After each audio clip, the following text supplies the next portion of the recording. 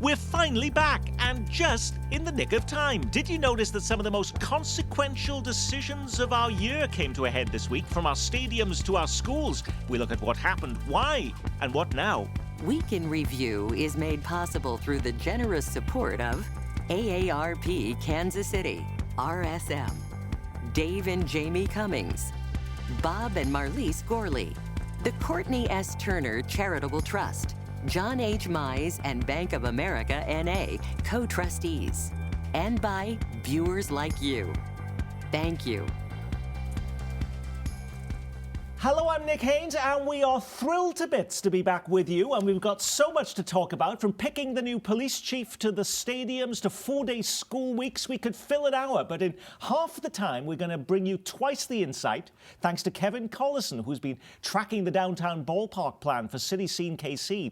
Keeping track of all these stories from behind a microphone at KCMO Talk Radio, Pete Mundo is with us. Always on call from the Kansas City Call newspaper, Eric Wesson. And from our own digital newsroom, Flatland KC, Mary Sanchez. Let's start with the most costly item on our to-do list, the new $2 billion home for the Kansas City Royals. It's been nearly a month now since Royals owner John Sherman announced plans to leave Kauffman Stadium and build this $2 billion ballpark village downtown. While many of us have been scratching our heads, finally this week he took the stage at Plexport in Westport to reveal more details about what he has in mind and to hear what the public has to say about his ambitious plan. Why does a perpetual last place team deserve a new $2 billion stadium? If you won't invest in the team, why should we invest in you? This is a public-private partnership, and our ownership group is going to be the substantial investor in this project. Now, this was a 2-hour event. What, if anything, did we learn that was new, Kevin? Well, we got a better idea about how this ballpark district breaks down. About half that $2 billion is for the stadium itself. The other $1 billion would be for the redevelopment around it. We had the confirmation that the private side of it would be financed by the private sector, the redevelopment area, and that a significant amount of money would go from the private side into the ballpark, although we did get confirmation as well that they hope and expect the Jackson County voters to continue the 3/8 cent sales tax that's currently being used to help refurbish and pay the bonds off at the Truman Complex. So we got a better idea about the financial aspects. But I was expecting, Pete, where is this going to be built? How are we exactly going to spend it? What is the timeline for doing that? We didn't get any of that. No, we got 17 locations downtown, though, to pick from, possibly. This is one of those things where Kevin's right. They brought up, we're going to fund this thing privately or private capital on the ballpark village side. And then he says a major part of the stadium. Not majority, but major. What is major? $200 million is a lot. That's major, but it's 20% of the total cost of the ballpark. And I'm thinking to myself, too, if you got the $1 billion for capital for the village, why are you investing it in the village and not the ballpark? And that's where my wheels start spinning and thinking, okay, that's an investment to turn a profit off it quickly and maybe sell off.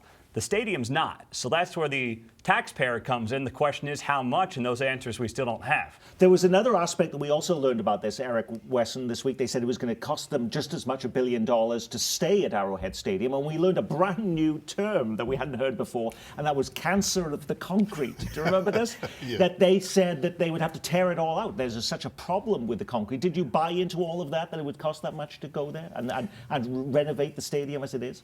Well, the cost of concrete is expensive, so I could see that. And they do need a lot of things that need to be done there at the stadium. When you go behind the scenes and you look in the dugout areas and all of those areas, there is a lot of work that needs to be done. Whether it would be that much money, I don't know, because I don't know what renovations they would like to see. But it does need some attention. Before the event itself, Casey Tennant said, we're going to be opposing this plan. They came there, too, to listen in. They said this is going to displace, quote, black and brown people, Mary, and to add insult to injury, we'll be ending up paying for it. Did Sherman in any way address any of those issues? He did, in the fact that he listened. And I think that is the one maybe a takeaway of a lot of the topics that we're going to talk about today. That was a session that was billed as, at least so far, the first of a listening. Absolutely right to Pete's point. We do not have the answers that really matter at the end of the day on a lot of this, but I think he did listen to them. I don't know if they really fully felt heard. There is so much redevelopment occurring. Yeah, but you say too. about listening to it, but Yeah. Pete, there was, these were all, they took about 8 to 10 questions. You had to give the questions in advance. This wasn't this spontaneous citizen engagement experience, was it? He saw these questions in advance. Well, it's like the old, you walk into an event, you put your question in the box, and then magically the 10 questions are going to be the ones that get asked. I mean, it felt very scripted. That's the word I'll use. If I have 30 seconds of advice for John Sherman, you got overpaid consultants on the PR side who are telling you what to do. He's a humble, easy to like, easy to get to know guy. He's a man of Kansas City. Strip it all down. Go to listening sessions in the community at a grassroots level. The PR people are going to try to finagle and script this thing. They're going to overdo it. And I don't think this first one came off well for him. And he's an easy guy to like if he just bees himself. One of the big concerns that people have in the public is the parking issue. And I thought one of the interesting things that came up was they said there are 2.5 times as many parking spots downtown than at the Truman Sports Complex. Really, Ken? Well, I mean, there are surveys that have found there are 55,000 available parking spaces in and around greater downtown. Now, that's a pretty big geography. That's not just the central business district. That's the River Market. That's the Crossroads. That's probably the Crown Center area. So they're not, I mean, I have no doubt that there are a lot of parking spaces available downtown. One of the big issues is just showing people how to get to them. I mean, they may be there, but it may be hard to find. But I want to get back to a couple of things that have come up with some of the other panelists here. I do think that the event on Tuesday went well. I think they had a system where they asked people to write their questions out in advance. They sorted through them.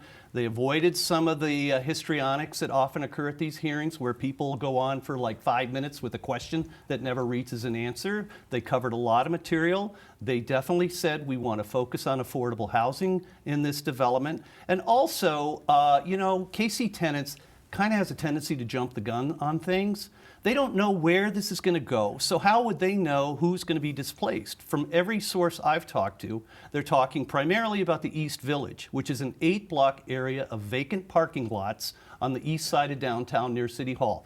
Nobody but a couple of rats and a few pigeons are going to be displaced if they put it there. So we need to be a little bit more restrained in some of this knee-jerk reaction we're hearing in the community. And I do think Sherman, is a very sincere person when he's talking about how this is going to be financed. They're not in there to try to sell out anything. It's going to be redeveloped through some of the standard processes we see in the city, and they're going to ask the taxpayers to pay roughly 40% of what the stadium would cost, because that's what the 3/8 cents sales tax would raise for it.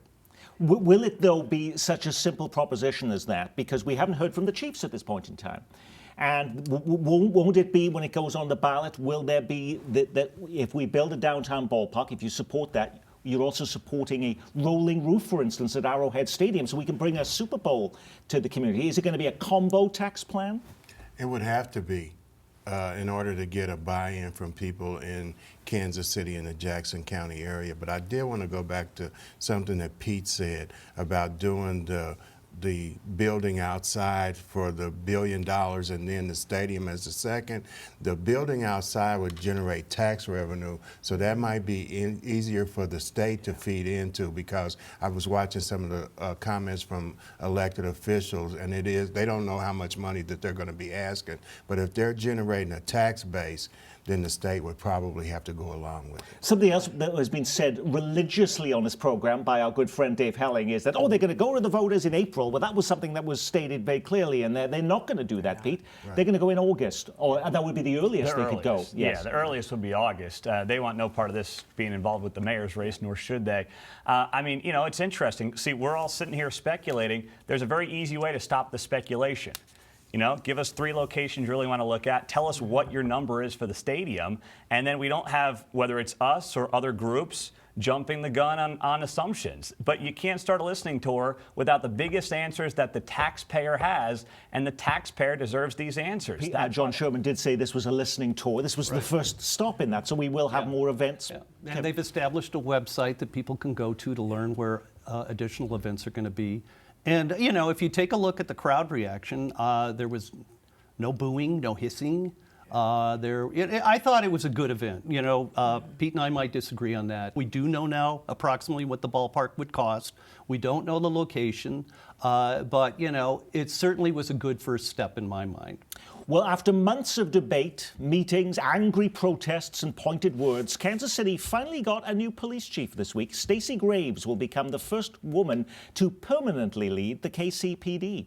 Why do you think you're better suited for this job as compared to the other candidates? I'm committed to the betterment and safety of the city. I have spent over 25 years with the Kansas City, Missouri Police Department readying me for this position. Clearly not everyone is happy with the choice, but does the historic nature of her appointment as the first permanent woman chief silence at least some of the criticism from groups that claim only an outsider can turn this police department around, Eric?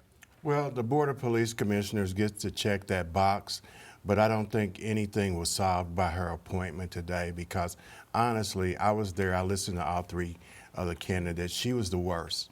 As far as why was she the worst? She didn't show the leadership or experience that was needed.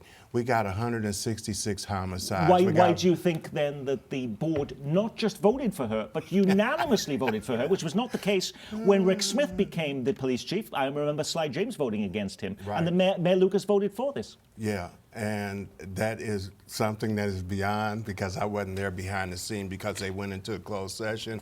But again, it's a situation where in the urban core, it's like, okay, we got another Northland chief of police, so that means that the issues that are taking place in the black community will be overlooked again. You spoke to the mayor this morning about this. Yes. I thought he was between two, Deshaun Buford out of Philadelphia and Stacey Graves. He kind of alluded to that. Wasn't sure it was going to be unanimous, but clearly it was. You know, I don't think it shouldn't matter what her gender is, who she sleeps with, or what her skin color is. Is she the best person for the job? I mean, that's really all that should matter here. I don't think the historic nature of it should even be part of the conversation. But I will say this, Rick Smith's not a Northland guy. He's not from the Northland. South. He's south of the river. He is? Yeah. Oh, most people thought St. that he Thomas lived up north. Why up is that? north. Why would that be? I have absolutely no Can't- idea. Really? Well, the Okay. assumption was the lack of connection to the urban core, I which think the he very assumption much was had something that. else. Well, let's ask this then. Well, there was that. What would be the biggest difference between Stacey Graves in the position as police chief than what we saw when Rick Smith was the head of the Kansas City Police Department? Well, I think she actually did get into it with him behind the scenes, as a number of people did. And she came up under Forte. She was his aide, and he was there at the event as well. Here's someone who came up through, the records department? She knows the civilian side. I think they like her. She also has worked, in Vice as a detective. She worked, with us, the media. She did a lot of different roles. She also saw what went off the rails. But a lot of people in Kansas City did not want somebody who was inside the They department. didn't, Was this a but mistake? you know what? That's what we have. I'm not going to say it was a mistake. I guess if you took a survey, you probably couldn't find 15 people in the black community that knows who she is outside of her being on the commercials or making sound bites when there were homicides. But one of the things that is going unsaid is she's mentioned in this 380-page document about the corruption and the things that are going on in the police department. So if she was all of this about change, why have we never seen her step up to the mic and say, hey, we got some stuff going on here in the police department? She's never done that, and I think that'll lead toward people not having confidence in her ability to bring about change. Mayor Lucas was on Pete's show this morning, and he said this, quote, the new police chief should drive to the most dangerous neighborhood in Kansas City and find the biggest venue and say, hey, I'm here to listen. How would that go down? It probably wouldn't go down well at first because people still have to buy into the fact that you're honest about what you're saying that you're going to do. I think you say one thing and do another. People pay attention to that.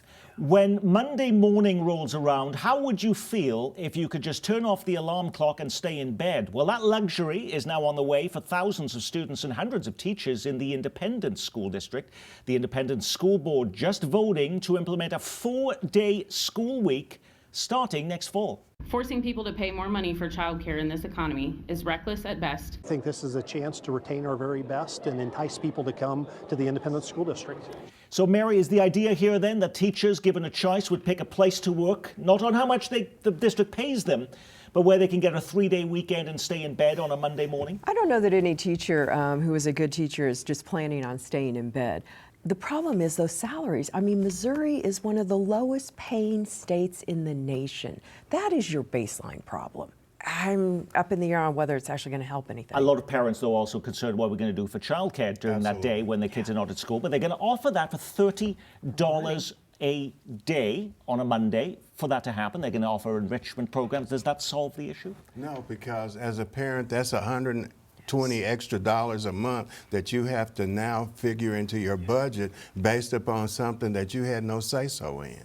So I think if they're doing it and they're sincere about wanting to do it, they should offer that to the parents for free. But what does this tell us, Kevin, about the situation in the workplace today that a school district feels they have to offer this kind of benefit to be able to even get people to come into work? Well, you know, from what Mary was pointing out, the teacher salaries are terrible. If one of the major reasons the board is doing this is to attract more people because that schedule might be more appealing to them, that is certainly an indication that, you know, they're trying to be creative, coming up with ways to get talented people to go there. If they can't get them with salaries, then we'll give them that 4-day week. I agree, though, that if they're going to provide that childcare opportunity on Mondays, I mean, these people are all paying taxes, big taxes. Absolutely. For the school district. It should be part of the package. They don't have to have teachers there, but I think it's kind of wrong to expect people to not only pay their school taxes, but then have to pay an extra sum to have daycare on Mondays so they can go to work. But it definitely shows, as you point out, it's a new way, from what I can tell, to try to get talent to come in there, especially when they're competing with Johnson County, which I'm sure has a significantly better salary. But what would happen, though, I mean, so if other school districts start doing this, I mean, will you then see independents say, well, we need to go to 3 days now because all these other districts have gone to 4, and that will give us our competitive edge? I think 2 sounds pretty good, Nick. So I think 2 is the sweet spot. I mean, it's a race to the bottom, right? That's what this is. It's a race to the bottom. You go to 4.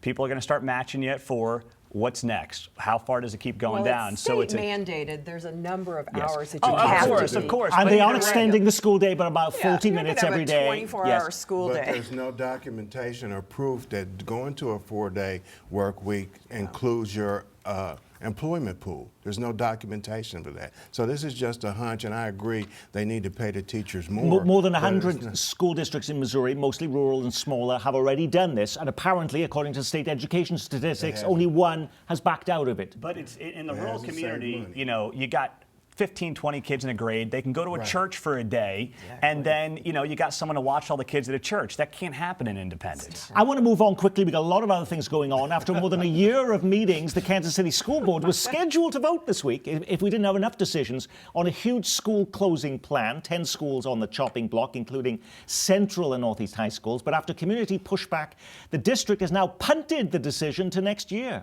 No, we're not attached to a building. We're attached to our community. What is our plan for our kids going forward if we do nothing? I just wonder about like where my son's going to go to school next year. There's no reason that there should be a vote to like close schools at this point until they've had opportunities to engage families in those transition plans. All right, you can certainly feel the frustration of parents in that clip, but what changed? Are they now going to go back and now change the schools that they plan to close? Well, it really should be a decision for the new superintendent. They kind of dumped this in Dr. Collier's lap as coming in as the she's interim. The interim, yes. She's the interim trying to get this straightened out, so she's taking all the heat, when actually that's a decision that the new superintendent should make, because they might come up with another plan or force the people that are doing it to come up with another plan. I think it was kind of unfair for them to do that. It's interesting, Mayor Lucas just tweeted out, Kevin, that south of the river in Kansas City, they're losing 1,000 residents a year south of the river. How much of is that relating to the Kansas City, Missouri school district and the problems that they face? It's been a big part of it for a long, long time. I mean, since the 90s, there's been a mass exodus of a lot of families out of the city. I think it would certainly help keep people in the city if they knew they had a good school district, that they didn't have to worry about charter schools or parochial schools or private schools. I mean, to live in the city and raise children, you got to work a lot harder than somebody who lives right across the line in Johnson County, and that's tough. But I do also think that, just the basic city services, the schools are certainly a big part of it, but, whether it's right or wrong, the perception that crime is out of control in the city, particularly south of the river. And we're not just talking about homicides. We're talking about burglaries. We're talking about car break-ins.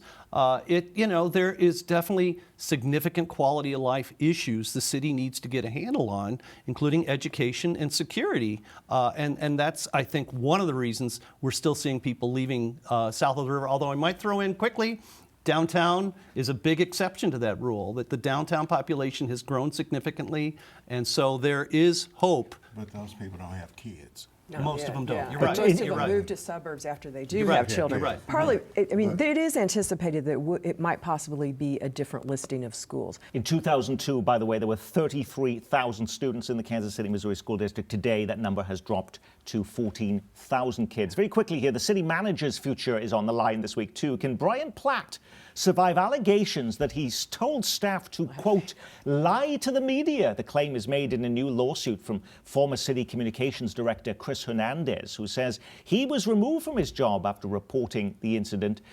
But Pete, is there any evidence at all that there's a move afoot now to send Brian Platt packing before Christmas? Before which Christmas, Nick? No, he's not. No. Okay, no. You don't see it? No, I don't. I mean, listen, the debate is whether or not they lied about nearly 300 miles of street lane being paved or over 300 miles. And if I had a dime for every time a politician thought about or said they were going to lie to the media, I'd be sitting on an island somewhere. I mean, this is not a story. This was blown up because the whistleblower used to work in media in this town, and people are sympathetic to him. That's it. And the manager's a new guy. And I have to say, that job is a patronage job, to use an old-fashioned term. I mean, he was hired by Troy Schulte, the former city manager. The new guy comes in. They work together for a while. He decides this is just not a good fit. I think Chris could have continued to be a communications professional at City Hall. But him filing a lawsuit like this, I think, is going to cook his career. Okay. But somewhere in this is public trust. I have to believe what the city manager says, whether it's potholes or whether it's whatever. I have to believe that. And so is Brian Platt in trouble? I believe that we'll see after the election. I don't think that the mayor wants to try to cause for a vote. That primary election is until April, so we got quite a bit of time to wait. Now, when we put a program like this together every week, you can't get to every big local story making the headlines. What was the big local story we missed? A big shock at our daily newspaper. The new head of the Kansas City Star editorial board has died at the age of 51. Michael Lindenberger had only joined the Star in August. Previously, he was at the Houston Chronicle. The Star report simply stated he had died at home following a brief illness. An autopsy reveals that soccer journalist Grant Wall died from an aneurysm. The 49-year-old sports writer collapsed over the weekend in Qatar while covering the World Cup. Wall had a lot of local connections. He was born in Mission, Kansas, and attended Shawnee Mission East High School. Cleanup continues in Kansas after what is now being described as the nation's biggest oil pipeline spill in 9 years. It happened 20 miles south of the Nebraska border, about an hour north of Manhattan. Tough times for area charities. The Salvation Army reports donations down 30% on last year. And they're not the only ones. Rockhurst University feeling the pinch, according to the Beacon news site. Faculty has been told to take on additional classes or accept pay cuts as the Jesuit school wrestles with a $10 million budget shortfall. New Kansas Attorney General Chris Kobach grabbing the headlines as he selects his former political rival to head the Kansas Bureau of Investigation. Tony Mattivi still has to be confirmed by the Kansas Senate. And an Olive Garden store in Overland Park is now making national news after the restaurant's manager threatened workers for taking time off. The manager at the store at 95th and Metcalf has now been fired after sending a message to staff stating, "We're no longer tolerating any excuses for not being here. If your dog has died, you need to bring it in and prove it to us." While the manager may be gone, the store remains open and still offering unlimited breadsticks. Alrighty, Mary Sanchez, did you pick one of those stories or something completely different? I know you like the unlimited breadsticks and Caesar salads at Olive Garden. I love a good Caesar salad, but a really good one that's actually made with anchovies. So not at Olive Garden. All right, okay. Ouch. No comment. We love Olive Garden. No comment. What did you put down? I would actually like to kind of wrap in the two deaths, in that as much as we talk about all the problems in our community, and they're so real, people are still here trying to make a difference, whether it's a journalist who was new to our city, who frankly I did not have the chance to meet, but I felt like was doing some good things, to Grant Wall, which he's from here and contributed so much to soccer. It's tragic to lose people in their prime, really. Yes, 49 and 51. Yeah. Eric. I picked something different. The Kansas City called building renovations. Forgive my shameless plug, but also inflation is on the increase in Kansas City. That might be Get your why credit donations. cards out. We'll be putting That's a toll-free right. number on the bottom of your screen to support the work of the call and the restoration of that building. Pete, what did you put down? He's going shameless plug. I'm going shameless Oh, plug. wow. We raised, Cumulus Kansas City Radio Cluster raised $101,000 for Children's Miracle Network, helping out kids dealing with life-threatening illnesses at KU Med last Thursday. So thank you to our listeners at KCMO Talk Radio, who were the biggest percentage of that. And Kevin. I'm going to go with something different. I had a story the other day about a group of pretty influential civic leaders that are trying to put together what they call the Plaza Council.